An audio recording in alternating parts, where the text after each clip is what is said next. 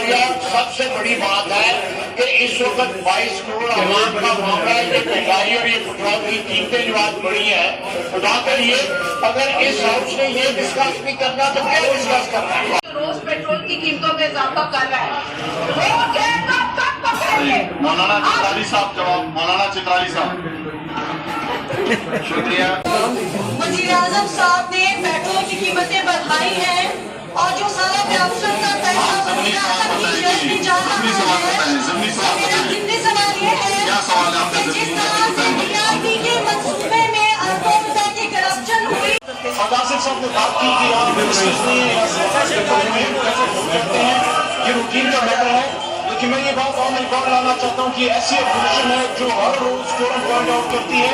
Private member day पे ये लोग फोरम पॉइंट आउट करते हैं, हालांकि प्राइवेट मेंबर डे अपोजिशन के मेंबरान के लिए होता है जहाँ आप अपना मौक़िफ़ ला सकते हैं, अवाम के मफाद के लिए कानून साज़ी कर सकते हैं और हुकूमत जो है उसको आप क्वेश्चन कर सकते हैं। हुकूमत के एहतसाब का फोरम पार्लियामेंट में, अब पार्लियामेंट में अपोजिशन आके रोज फोरम करती है, इसका मतलब पाकिस्तान के आर्टिकल के तहत तजवीज करदा इख्तियारात को बरवकार लाते हुए कौमी असम्बली का जुमा 17 सितंबर 2021 को तलब करदा इजलास इसके काम के इख्तिताम पर बजरिया हाज़ा बर्खास्त करता हूँ। दस्तखत डॉक्टर आरिफ।